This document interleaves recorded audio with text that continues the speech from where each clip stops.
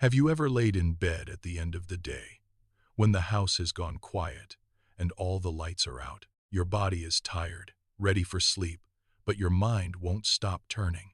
It circles back again and again to the uncertainties waiting for you tomorrow.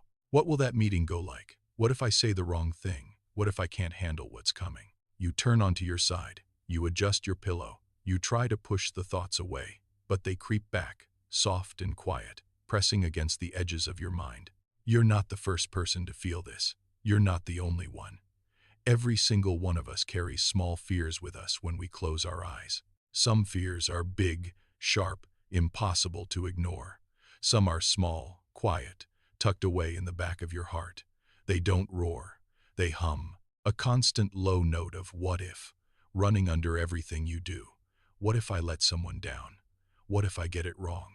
What if I'm not enough? You carry that hum with you through the day, and it gets louder when the lights go out. No one talks about it much, but we all know it. We all hold that fear, in one way or another. That tight, quiet worry about the steps we have to take tomorrow. We all carry it. It's part of being human, stepping into things we can't see all the way through.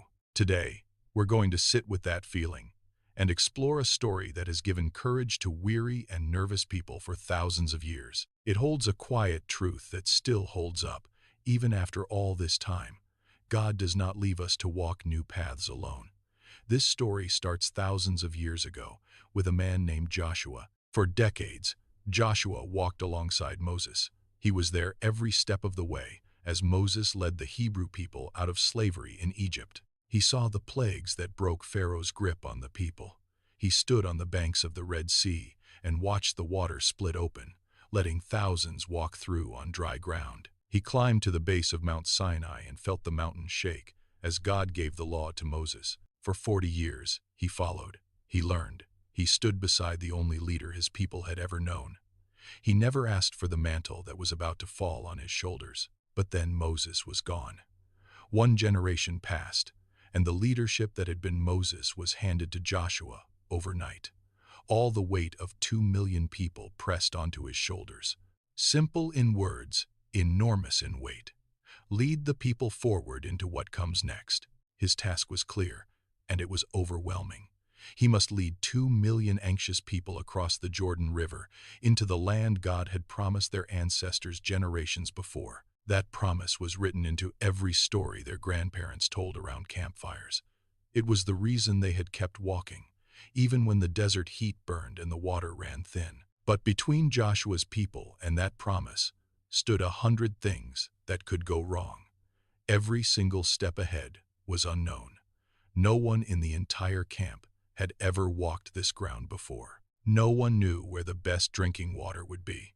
No one knew which valleys would flood when the rains came. No one knew how to feed 2 million mouths on land that none of them had ever farmed. On the other side of the Jordan, walled cities stood, guarded by armies that had no intention of letting strangers take their land. Those armies had better weapons, stronger walls, generations of experience fighting on that ground. They did not want Joshua's people there. They would fight to keep them out. Beyond the battles, there would be new customs to learn, new landscapes to navigate, new problems no one in the camp had ever even imagined, let alone solved. Every morning would bring a choice no one had ever made before. Every decision would echo across the lives of 2 million people. Get one wrong, and people could starve. Get one wrong, and the whole campaign could fall apart. Get one wrong, and the promise that had held their people for centuries could slip away forever. Joshua did not question the calling. He heard what God had commanded. He knew the promise the people had waited generations to claim. He stepped forward and accepted the mantle. When all the people gathered and looked to him to lead, he spoke firmly to the camp elders. He planned the order of crossing. He walked between the tents and answered questions, kept the people calm, kept them moving toward the river. He put one foot in front of the other, just as he had done for 40 years beside Moses. But he could not hide how he felt, not from himself. He could keep his voice steady for the crowd. He could keep his back straight for the scouts who came to report.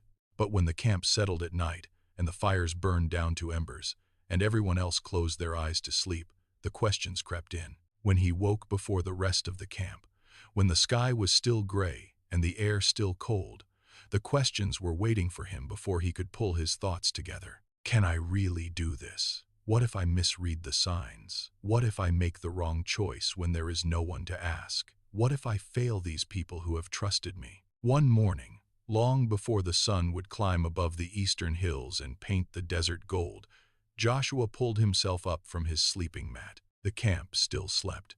The last embers of the night fires glowed faint red between the tents, casting long, soft shadows across the packed sand. He pulled his sandals on slowly, careful not to scrape the leather against the rock and wake the man sleeping in the tent next to his. He stepped out into the open, and the cool pre-dawn air wrapped around his bare arms. The sentries posted at the edge of camp stood half asleep, leaning on their spears, staring out into the dark. Joshua walked slow, kept his steps light on the sand, and slipped past them without a word. None of them called out to stop him. None of them asked where he was going. He kept walking, past the last line of tents, past the piles of dried grain and bundled supplies, until he felt the soft, damp earth under his sandals. The Jordan River rolled steadily past his feet, moving slow and wide toward the sea. The water made a low, constant sound, a soft murmur that swallowed the distant noise of the sleeping camp. He whispered the questions that had been weighing on his heart for weeks, the questions he had never spoken out loud to any other person. Can I really do this? The question faded into the quiet of the morning, carried away by the slow current of the river. For a long moment, nothing moved. The wind held its breath. He did not hear thunder. He did not see lightning split the sky. There was no shaking of the ground, no roar of a mighty wind that tore the trees apart. The answer came in the quiet. It was not a shout from a distant mountain. It was a gentle voice, soft as the wind through the reeds, that wrapped around his heart like a warm cloth. It did not startle him. It did not push him. It settled into the tight, hollow places that fear had carved out inside him. The words were clear and steady and certain, recorded for all time in the book of Joshua, chapter 1, verse 9. Be strong and courageous. Do not be afraid. Do not be discouraged, for the Lord your God will be with you wherever you go. This was not a promise that the road ahead would be easy. God did not say there would be no battles to fight, no walls to break down, no hard choices that would keep Joshua awake at night. Joshua stood still on the soft riverbank, letting those words sink all the way down into his bones. He did not feel a sudden shock that knocked him off his feet. He did not see a vision of the entire end of the journey laid out before him. All the unknowns were still there. The weight of leading 2 million wandering souls still rested on his shoulders. But something changed. The tight knot of fear that had sat in his chest for weeks, the knot that had kept him awake at night and made his hands shake when he spoke to the elders, began to loosen. It melted slow, like the first frost of winter melting under the morning sun. The tension that had pulled his shoulders tight against his neck slowly released. He lifted one foot and set it forward on the path that led down toward the water. One step, then another. Joshua kept walking toward the river.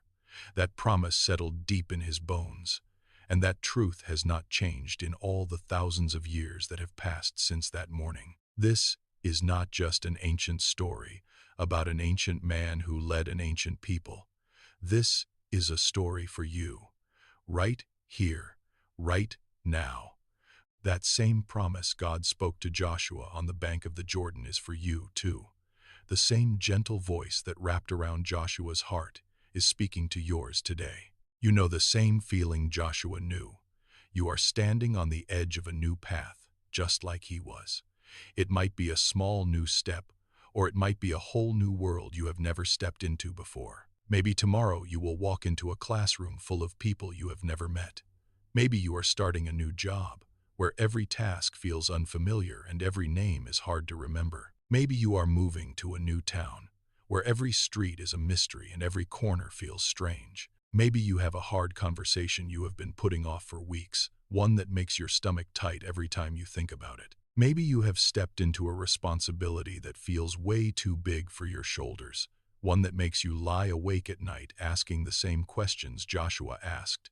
Can I really do this? What if I fail? What if everything goes wrong? You know that tight, quiet fear that sits in the bottom of your chest when the house goes quiet and you are alone with your thoughts. You know what it feels like to stand on the edge of the unknown, just like Joshua did. And the same truth that changed everything for him changes everything for you, too. So tonight, as you get cozy and settle into your bed, as you pull the soft covers up around your shoulders and let the noise of the day slip away, you do not need to hold on to that tight little knot of fear. You do not need to carry all the uncertainties of tomorrow alone. You are cared for, you are loved, and God is with you, right here, right now. Let's say a soft little bedtime prayer together to help you rest. I'll speak the words slow, and you can say them with me, or just let them wrap around you like a warm blanket. Dear God, thank you for being with me tonight. Thank you that you never leave me, even when I feel scared. Help me be strong and brave tomorrow, whatever comes my way. Calm my heart, quiet all the noisy thoughts spinning around in my head, and help me sleep deep in peace. Please bless my family and my friends. Keep all of us safe tonight. Amen. Now, take a slow, deep breath in through your nose. Fill your lungs all the way up. Hold it for just a moment, and let it all the way out, slow through your mouth. Feel the tension you've been holding in your shoulders melt away. Feel your heartbeat slow down. Feel the soft mattress under you, holding you steady. You are safe here. You are never alone. God is with you, right now, in this quiet room, as you prepare to sleep. God will be with you when you wake up tomorrow, and God will be with you every step of whatever path you walk that day. You don't have to have it all figured out. You don't have to be brave enough all on your own. You just have to rest, because God walks with you. Come back tomorrow night for another story.